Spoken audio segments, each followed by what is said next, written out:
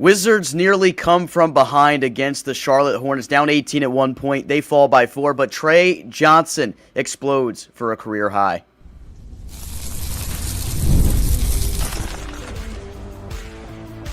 You are Locked On Wizards, your daily Washington Wizards podcast, part of the Locked On Podcast Network. Your team every day.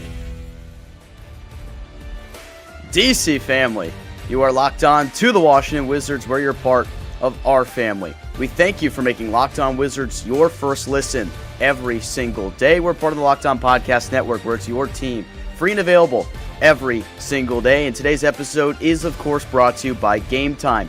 Download the Gametime app, create an account, and use code LOCKEDONNBA for $20 off your first purchase. Alongside the DC Sports content creating Savon Abdullah Ayubi, I'm Ben Strover, and I cover the Washington Wizards for Roundtable IO. 119 to 115, Wizards trail by as much as 18 at one point. A large rally in the fourth quarter, nearly come back and steal this one. But star of the show tonight, Tre Johnson, career high in points with 26 and assists with 6 as well. In his career high, 37 minutes played. AB, I know that makes you excited. There's a reason why I'm shaking my head right now, guys. I love it. You know what's funny, Ben? This is not even going to be his career high for the season. He's going to break it. I guarantee it. 26 points tonight, 6 rebounds for Tre, 37 minutes. Youngest starting lineup in NBA history tonight. Only one guy could drink legally if you really look at the numbers.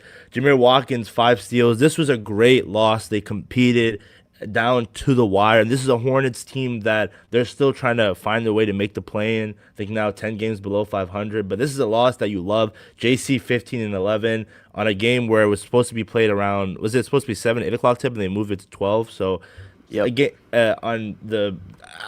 was a great effort by the Wiz kids, and seeing Tre Johnson do this, it gives you hope. It gives you glimpses of what you're going to see for the future. And this kid can hoop, guys. There's just no way to it. And there was just no other way when we evaluate his game going into the season that he is all basketball, no distraction. The work ethic was there. It's just about give him some time. And he started off slow due to injury and the minute restriction, but it's all about Tre. It's the Tre show in the district, or today in the Queen City, sorry. It was the Tre show indeed, and that excites me a lot because you and I, we had such high hopes for him going into the regular season. So we're going to talk ad nauseum about Tre Johnson, what he did tonight, what more we think he can do going forward. We'll talk about this starting lineup stat. The average age, 20 years in 64 days. I believe that's the 64, 20.64. So as you said, one guy legally old enough to drink. It's the 5 first-round picks of the last 2 years. This is a full youth movement game for the Washington Wizards, who had 7 players out, and Bilal Coulibaly would have been in the starting lineup if he were out there tonight, but he wasn't. So you go full youth movement. Will Riley gets the start, and shout out to Henry Brown from Wizards on SI, who pointed out that this was the Summer League lineup from this summer. The 2 games they played in the Summer League, that was the starting lineup. So we saw that for the first time in a game. It's the youngest lineup in Wizards history, so love to see the Wizards buy into that. Love to see Tre Johnson play 37 minutes. And AB, it's insane that he set this career high of 26 points when he made his 6-3 with about 2.5 minutes to go in the third quarter, but he didn't score in the fourth quarter. Like, there was real potential for a Tre Johnson takeover, to see him score 35 in this game, but ultimately he only takes 4 shots in the fourth quarter, one of those from behind the arc, but he only played in 6 minutes in that fourth quarter. So maybe they find a way to distribute those minutes differently somehow, because 37 I'm comfortable with Tre Johnson playing 37 minutes. I think that's what he should be playing on the average night, but I'd like to see more fourth quarter minutes for Tre Johnson. He was absolutely going crazy out there. Just his gravity alone was so impressive to me, because I don't even want to talk about the shooting right now, which was excellent tonight, 6 of 14 for behind the arc, but the way he's gotten better as a playmaker and just moving with the basketball in his hands, using his gravity to his advantage, has been super impressive to me. You saw the way that he would get his feet inside the arc and find ways to make plays for others. It's been really impressive. He's making great reads. He's making really good passes, and it's leading to those playmaking numbers increasing. You saw him tie that career high a couple of nights ago with 5 assists. Tonight, he shatters that with 6. And I think legitimately you could see a realistic future where Tre Johnson's a guy that can give you 25 points per night and 5 assists. I feel like he has that playmaking ability that could really take him a long way in his basketball career, AB. And I tweeted mid-game, Ben, that this kid's going to win a three-point competition in some point of his career, and rightfully so. He is a sniper from downtown, and it was just a great way of bouncing back and just being competitive because Keyshawn went down with the leg injury, which I don't know the severity of, Ben. And this team didn't lay down and got blown out by 20. They said, hey, we're going to compete. We're here. And this Hornet squad, I know they got a little nervous because, I mean, everyone in this Wizards team was contributing. Justin Champagnie with a double-double with 3 assists, 3 steals, 2 blocks. Bob Carrington tonight, he was letting it fly from three-point line, 15, 3, and 8 assists. I mean, Jameer with 5 steals, Ben. This is shades of what we saw in the Summer League. And to be honest, Ben, there's going to be a conversation when Bilal comes back. How do you balance the minutes between him and Jameer if Jameer's playing like this? Because if he gives you 5 steals, 4 steals a game, it's going to be hard to take him off the floor. And I just like it that you competed against a Hornets team where in the future, this Hornets team, they're going to be competing for you, with you in this Eastern Conference. And it was just a great way. Sharif Cooper, I mean, he got 9 minutes. He made a three-pointer. Everyone was eating tonight for the Wizards. Alex Sarr with 24. It's games like this where it gives you hope. It's games like this where you look into the future and say, youngest starting lineup in NBA history. Once this team gets a high draft pick, hopefully knocking out every single piece of wood out there, we're going to be just fine, Ben. Absolutely. Like, there's a lot of really underrated aspects of this game that are maybe overshadowed in a way because of how great Tre Johnson was offensively.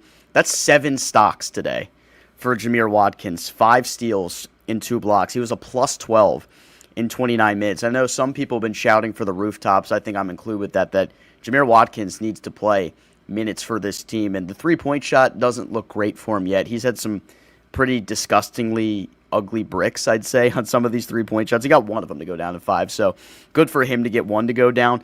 But this dude is a monster defensively, and he has that freaky athleticism that we've talked about a lot. You saw the one play where he picked Colin Sexton's pocket, took it all the way, threw it down on Kalkbrenner on the other end.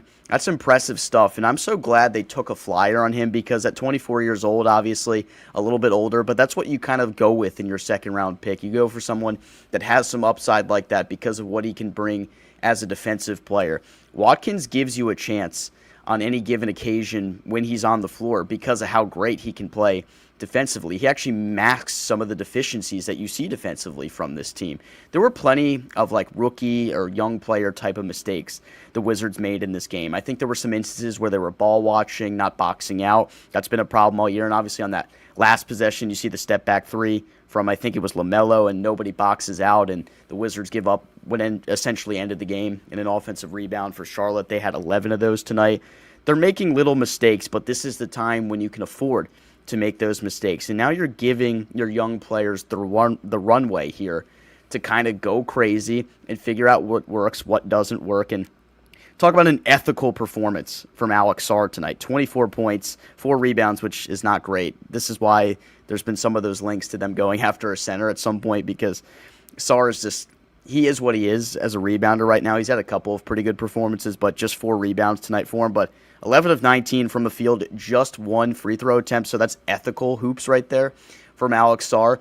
If he just gets his hands better, he will dominate. He will score 30-plus a game because he still drops passes that are right there for him. Sharif Cooper actually dimed him up at one point. Yes. It was a phenomenal pass. A good pass. Went right off Sarr's hands and out of bounds. So you see Sarr improve the physicality. You see him improve his hands, and maybe he can get a little bit better as a rebounder. I don't know if I'm hopeful that Sarr's ever going to be like a 10-plus per game rebound guy. I just don't necessarily think that's going to be him. But if you have another center on the floor with him that can make up for that, I think you can get by. I think he'll be a guy that, for his career, 7 to 8 rebounds per game. I could live with that with the offensive production that he's giving you now. And tonight, the injuries, it was a lot. Chris Middleton, Trae Young, Marvin Bagley, Ken Whitmore, Bilal Coulibaly, Tristan Vucevic, AJ Johnson all out. And to be honest, Ben, I would love to see every game like this where it's just let the young guns do what they do, let them learn. And man, it was great. I was just so happy to see our guys go out there knowing that there's no burden on their shoulders if they lose this game or they have to compete in today's day until next year where you're going to be competing hopefully for a playing spot. And I don't know what moves you'll make, but I'll tell you one thing, Ben. Justin Champagnie, I know I talk about him a lot, but he needs to retire a Wizard. He should not be traded at all whatsoever. I remember there were talks about that when Atlanta's first-round pick from New Orleans was somewhat on the table. I don't see it happening. I mean, tonight the cameras didn't show it, but he had many posters, and he's so good at putbacks, man. I generally That have one to. was nuts. I mean, he's That one like he I had don't, was nuts. when it comes to like putbacks, I don't know if it's just a timing thing or the athleticism at his size. It's just so unique, and I'm telling you, once this team starts winning, man, people are gonna start giving him recognition. Well, it's pretty obvious that he's great at those putbacks because of how skilled he is at rebounding. Because at a guy who's 6'6", what makes you a good rebounder? It's the ability to track the basketball and figure out where it's going to go off the rim.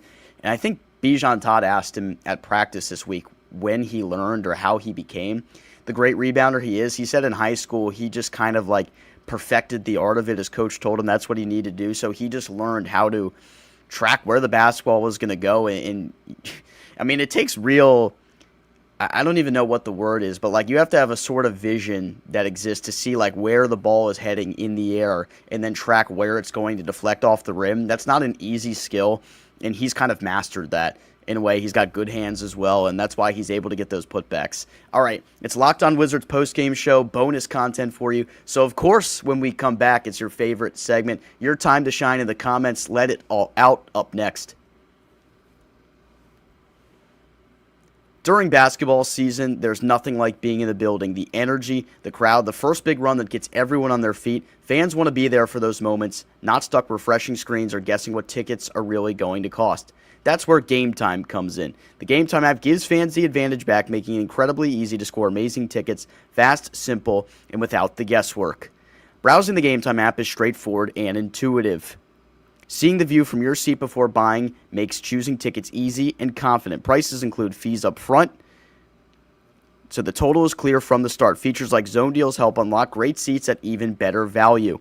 Whether it's an NBA game or another live event, everything is right there in one place for you. Take the guesswork out of buying NBA tickets with Gametime. Download the Gametime app, create an account, and use code LOCKEDONNBA for $20 off your first purchase. Terms apply.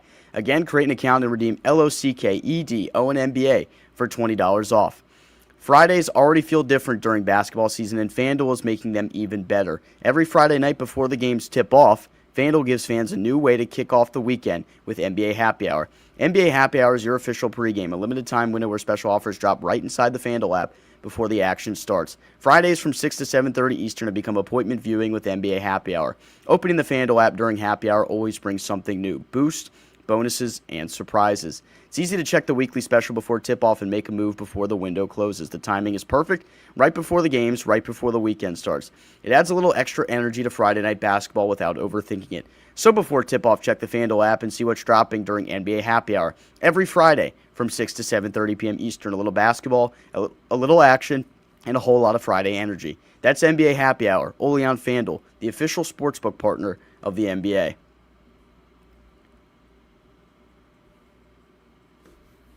All right, it's your favorite time on the Locked On Wizards post-game show. That's 9 L's in a row, but I think there's some people in the comments that are relatively excited about the way the team is playing. Tre Johnson, a career high, obviously. So it is your time to let it all out. AB, what is everyone thinking? Let's go. Shout out to FemGo. Thank you for liking, commenting, and subscribing to Locked On Wizards. Says, we're number one, first pick in the draft. Woohoo. I think we are right now because the Pacers. We are. Yeah, Kings won, and we lost. It was an ethical loss today for sure. I don't know how to pronounce the name. I'll try my best. Jose's Crisis Corner 8623. Trey Yo and Trey Joe are going to rock. Indeed. WizKid forever. What's going on, man? Great game for the Wizards. Quite a few rookie mistakes, but you can't take away from the work they did too. They got the ball to the hot hand this time. Well done, Wizards. And yes, that's what we love. When you understand Tre Johnson's having a really good game, you find a way to get him the ball. That's what we've been dying to see. MXKXRI says they got to let Tre just play. He could do this every night. Indeed. Tonight, 6 assists as well. Once he understands that he can go into the lane, teams will collapse, pass it out to someone in the corner, it's going to be money, guys. Mo Gonda says, we're getting a top 3 pick this summer. Silver put the call in the winger, and he was so excited he had to have that presser. We're going to be eating good next season. I'm telling you guys, it's going to be fun, and you guys are going to be the ones looking back and saying, we were here before the bandwagon officially began. PHNXBLK says, Tre over Khan. Tonight, I mean, Khan had 16 points, still talented, but Tre was the star rookie. Baxa 2014 says, get Brian Keefe out of here. Have beaten by the bum Hornets all 3 times. I know it's frustrating, guys, because going into the season there was this rivalry. I'm putting that quotation marks between the Hornets and Wizards, but you have to understand that we're not going to be winning a lot of games, and this was a game where the team competed. How can you really be mad at Brian Keefe? And to be honest, he has flipped this. Not I don't want to say flip the switch as in being a contending head coach, but the way people were talking about him, you see the development of these young guys. Look at Tre Johnson. Look at Alex Starr. Look at Keyshawn George. I know he got injured tonight. You have to give Coach Brian Keefe some credit. I understand Wizards fans use him as a scapegoat, but you got to give credit where credit is due. Time for him to get more respect nationally. I'm assuming he's talking about Trey. Indeed. El Churrazo 202. That fourth quarter comeback was nice. Yeah, I was hyped. Me and my little brother were watching. I wanted the Wizards to win. My little brher was like, "Bro, you usually root for them to lose." I'm like, "No, this is a game where I want to win." Break Wait, the streak. how old's your brother? He's like 11, 12 years old. He's in 7th grade, so he's still trying to learn like NBA players and stuff. Well, maybe if they get good by the time he's in high school, then it's going to be like a fun time for him to be a Wizards fan. So hopefully that's the case, because like he's around the age you were when the Wizards were actually pretty good for a couple of years. Yeah, no, he's the only person he knows so far is Tre Johnson because I talk about him all the time. But bro, so you're telling me he was like 3 when John Wall hit the shot? Yeah, dude, he's a young boy. Know. He's a young boy, but it's okay. We're getting him cultured for sure. Kuragahi7 says Bilal is a part of the team's future. Ben, I talked about it a little. Let me know your thoughts. I mean, right now, from how the young guys are performing, if he's not able to go out there and play, day by day, there's going to be talks about whether he's going to be part of the future here. And don't get me wrong, I think he still will be, but you have to be a little skeptic, no? Yeah, I mean, I think the injury concerns are definitely a reason you could have your fair skepticism about what the future looks like for him. Just the offensive limitations to his game right now. Obviously, he's very young, and he still could develop a lot offensively. We have to remember that it takes some players as long as 4 to 5 years to really become who they are as NBA players. But I do think Bilal is going to have a long-term role here, but it might be as a 6-man off the bench that will give you those minutes defensively, slash to the bucket, give you a little bit offensively, be a 3-and-D guy potentially, but the three-point shot hasn't necessarily been good enough right now for him to qualify for that title to his name. But I'm still holding out hope that Bilal could bring something to the table, especially in the future. Indeed. Showtime Zebo, it's trade day. It definitely was trade day in the Queen City. Reynard Akufo says he got tired today. I could see that. I do want to see him play as many minutes as he can, though. I think 37 goes to show that minute restriction days are essentially over. Baxa says we better get a new head coach at season's end. We'll see. We'll see how that turns out. Any candidates out there, let us know in the comment section. Who would you want here in DC? Daryl Rollins 629 says, good evening, DC fans. What's up, man? It was a great Tank loss today. Indeed. Reynard also says he needs 34-plus minutes per game and 18 shot attempts per. The offense just looks better with him in the action. I love that. I love those minutes. 34 and 18 shots. Sign me up. 99 Brando 99 says he could have been like 8 of 15 or 9 of 15 from 3. It's almost like he played amazing, but still can be even better. He is that good. The dunk from Jameer Watkins was insane, crazy. Jameer, second-round pick, guys. We talk a lot about the 2024 draft class, but watch out for the 2025 draft class for those Wiz kids, man. Glad to see they were only losing by 4 points. Yep. Bilal is expandable in my eyes if Jameer continues to trend up. It's going to be a topic of conversation we're going to have going into the offseason. Baxa says, high draft pick and a new head coach. Keefe ain't the answer. Okay, I guess Baxa is not a big fan of Brian Keefe. Eric says, 20.64 average age would be 20 years and 233. Guys, I'm 23 years old. I mean, it's insane to really think about how young this team is. That was a good pass from Coop. Yes, it was. Kelvin. Oh, here we go. Can anyone tell me why Portland media and fans are obsessed with the Denny trade? Nobody cares about them. They seem to think they have the next LeBron, SMH. We Wizards fans don't care. This is a great segue, Ben, because Denny comes back into town. Your thoughts on that? That's going to be fun. I hope the Wizards win that game, not because I hate Denny or anything like that, because I don't. I just think it'd be hilarious if Bub had a 35-point game and the Wizards won, because then the discourse would be insane. There'd be a literal war between Wizards Twitter and Blazers Twitter. There's just this weird confirmation bias thing that I noticed from a lot of Portland fans or Denny fans as well, where they want to justify why this was such a bad trade for the Wizards, but you can't really look at these trades 18 months into it and say, like, it was so bad for either side. We don't know what Portland's future looks like with Denny. We don't know, like, what that's going to translate for them in terms of how many games they win, and we don't know the trajectory of Bub fully yet. He's 20 years old, and he's playing some decent basketball right now. So why don't you wait until Bub is 23 or 24 years old? Denny's 25 right now. Wait till this Wizards team 3 to 4 years ago, see where they are after this complete teardown and reconstruction. You can't just, like, make a determination on that, and people are obsessed with saying who won or lost a trade at this point 18 months in. I just think it's foolish to even, like, discuss it at this point. I'm going to say it one more time, like Ben said. Denny is 25. The average age today of the starting five was 20. That's a 5-year difference, guys. That's half a decade. And it's a lot of time in the NBA as well. Yeah, 100%. It's a long time. And I do want to say I want us to win the game, not only to break the streak, and also see Bub Carrington outperform Denny Avdia. It would be funny, just so I can start some discourse on Twitter. PHN. He probably won't, though. Yeah, that's gonna be tough. Denny probably will score like 30 and Yeah. really have a triple-double. Yeah, no, probably. He definitely will. Yeah, Justin Champagne got them bunnies. He got bunnies, man. That was a great game. The young Bulls got to run and learn. Plus, we didn't hurt our chance at the top pick. Great work. I love Tre Johnson. That's a good one right there. Hard to contain my excitement for next season watching these guys continuously improve. Groovy says still at the game. Okay, Groovy, stay safe, man. It's going to be tough. Snow should be coming in around 10, 11 p.m. So yeah, make sure. Get home. Yeah, get home, man. Don't get stuck in traffic. Waiting to leave. Hate the Hornets jersey, but I like the blue ones, honest. I can't lie. So I went to a high school, and my high school was called Osborne Park Yellow Jackets, and literally, I thought I was watching my high school gym, bro. Did you have those jerseys, though? No, it wasn't that. It wasn't orange.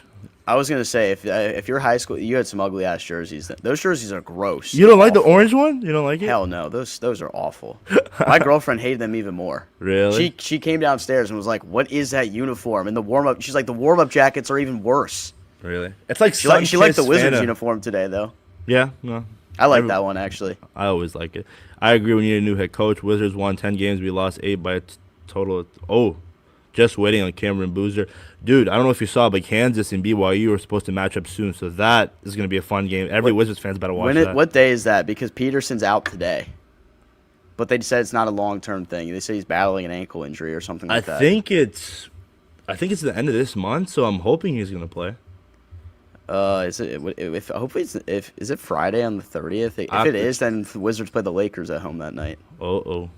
Keith is doing a great job developing the guys. Yeah. Oh, here we go. Uptown Dre. What's up, man? Yo, my brethren's in chat. I watched the first half and extremely pizza missed the second, and Trey did what? Yeah, Trey. I think he meant pissed. Oh. He had a career high at 26 and was balling out there. Delmar Tripp says he reminds me of Dennis Rodman, how he tracks the ball, how he can do it offensively, rebounding. He's talking about JC. I love that comparison. I say he's our Josh Hart, but man, here we go. King Max 2609. Can't believe I was told Jeremiah Fears and Caleb Love are better than Trey. I will say Jeremiah Fears is still solid. Caleb Love, though, I just don't see much of his game to grasp the fact that he can be better than Tre Johnson. But by the end of this week, this game tonight, he better be top 7. And when I see that post, he's probably not because everyone hates on the Wizards. But man, Jeremiah, world peace. Sorry, one more comment. You're good. Tough L. Just bought NBA Team Pass just to watch the Wiz. Yes, sir. Go Wiz, man. This was a game where you tip your hat and say I'm proud to be a Wizards fan, Ben. I think Jeremiah is a West Coast guy. If I remember, I think he said he was from like Seattle. So this was an early tip for him. It's probably the earliest he's ever watched the Wizards. Kansas and BYU next Saturday. Okay. Yeah. Get your popcorn ready. We'll be locked in on that one. That'll be fun. All right, it's time for the snowstorm in DC. AB, before we get out of here, are you ready, man? Do you stock up? Yeah, I mean, to be honest, guys, I don't really. I have water, so I'll be fine. But some of these dudes, man, they're going a little overboard. Like you go to the stores and everything's getting sold out: toilet paper, water. Like, guys, come on, let's be real. I'm about to get on the metro. I got to go to the hotel in DC for the next 2 nights because I have to be at work on Monday morning. So this is the only way I'm going to get there, apparently. So, I'm assuming it's a nice hotel, at least, right? It's like a Hilton or something like that. I'm not even. It should be nice. Maybe check out if there's complimentary breakfast or. There's like a pool. I hope so. I think there is. Hopefully, there's like a pool and gym. I don't know. I probably won't use. Are you gonna just like sit there and just chill on your laptop? I guess I'll just watch Tre Johnson highlights. Watch Tre Johnson highlights. That's what I'm gonna do. Not a bad idea. All right, everybody, that'll do it for Locked On Wizards today. The post-game show, of course, Wizards dropped this one 119 to 115. Remind everybody, stay safe out there in this snowstorm. Do not drive, for the love of God. Abdullah Ayyubi. I'm Ben Strober. We'll talk to you later.